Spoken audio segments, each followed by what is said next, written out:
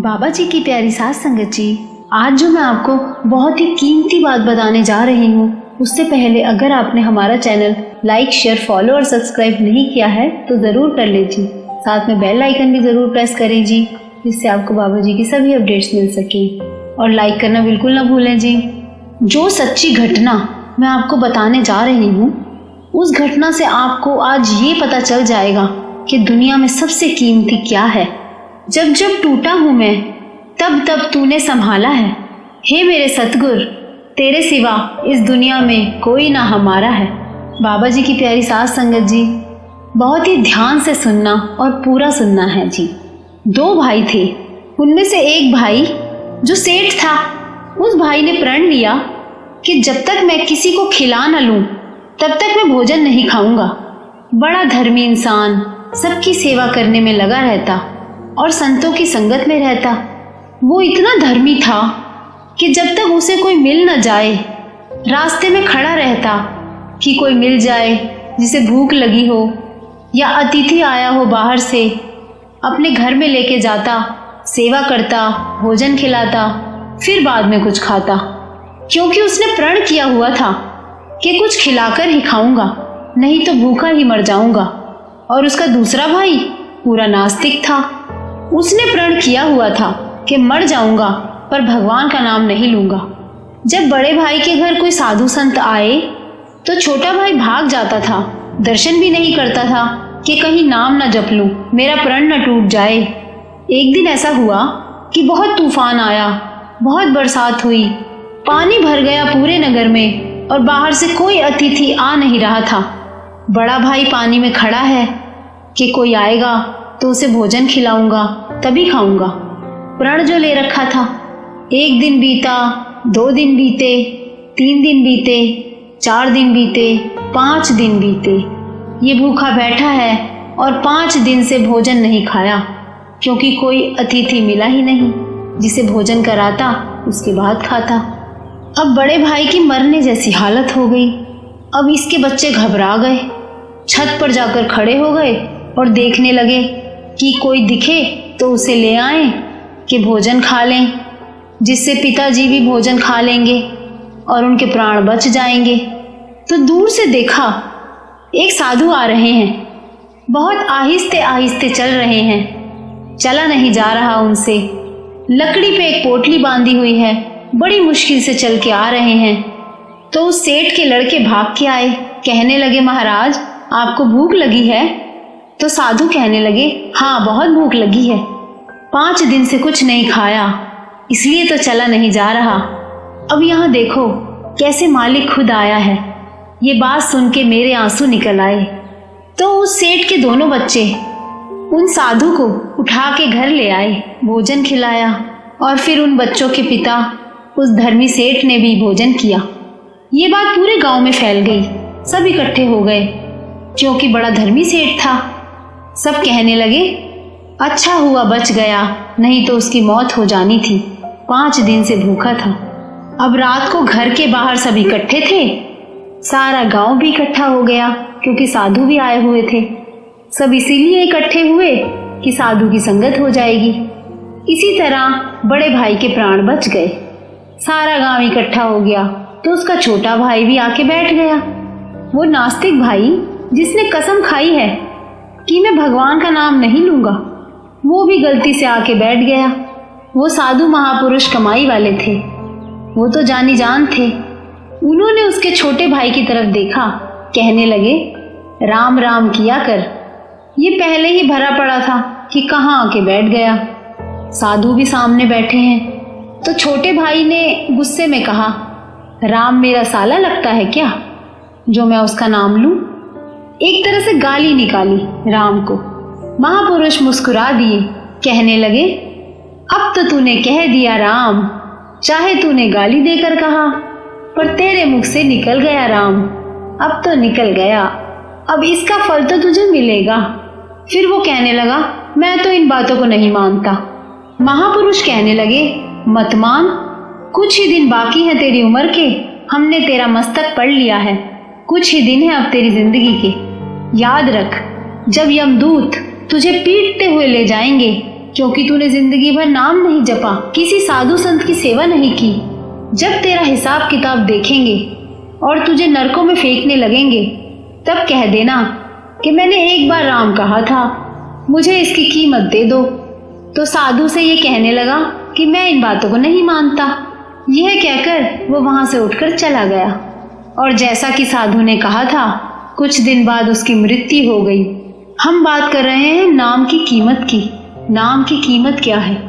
ये तो एक दंत कथा चल रही है, पर गुरबाणी इस बात को प्रमाणित करती है, क्योंकि जिस बात को वाणी प्रमाणित ना करे, चाहे कोई भी कथा ले लो, वो बात बनती नहीं। और जिस बात को गुरु की वाणी मोहर लगा दे, वाणी प्रमाणित कर दे, फिर वो बात मन को लग जाती है। अब यमदूत पीटते हुए घसीटते हुए लेके जा रहे हैं। अब ये सोच रहा है कि सारा जीवन सोचता था कि ये तो कुछ होता ही नहीं, ये जग मिठा अगला किन डिठा। इसका मतलब है कि यही सब कुछ है, आगे कुछ है ही नहीं। पर अब तो सब सच है। जो मैंने सुना था वैसा ही हो रहा है मेरे साथ। जो सुना था पर यकीन नहीं किया कभी। पीटते हुए यमदूत लेके जा रहे हैं। वाणी कहती है, दुख विछोड़ा एक दुख सखत वार जमदूत, कि ये जीवन दुखों से भरा पड़ा है। एक तो परमात्मा से विछोड़ा ये दुख, और दूसरा तृष्णा की भूख जो बुझती ही नहीं, जितना मिल जाए कम लगता है। सारा जीवन इंसान कोलू के बैल की तरह चलता रहता है, इकट्ठा कर लो। और एक सेकंड वो आता है कि तीसरी पंक्ति, एक दुख सखत वार जमदूत। वाणी में समझाते हैं, जब जमदूत आता है सबसे पहले मुंह पर हाथ रख देता है, कुछ बोलने नहीं देता। इंसान मिन्नतें करता है कि थोड़ा समय दे दे मुझे, तू एकदम से आ गया, मुझे पता नहीं था, अभी मुझे एक जरूरी काम है। अभी भी इंसान को काम याद आ रहे हैं। इंसान कहता रहता है, मैंने इतना कुछ जमा किया है, इतना कुछ बनाया, सब छोड़ के जाना पड़ रहा है। वो कहता है थोड़ा समय दे दो, मैं कुछ सोच तो लूं, पर जमदूत नहीं मानता, बस साथ में लेके चला जाता है। तो अब इसे भी पीटते हुए ले जाया जा रहा था।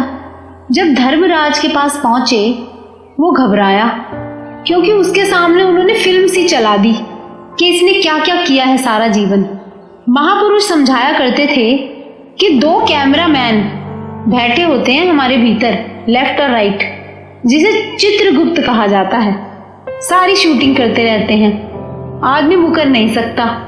सारी फिल्म हमें हमारे सामने दिखाई जाती है कि तूने ये क्या किया है सारा जीवन।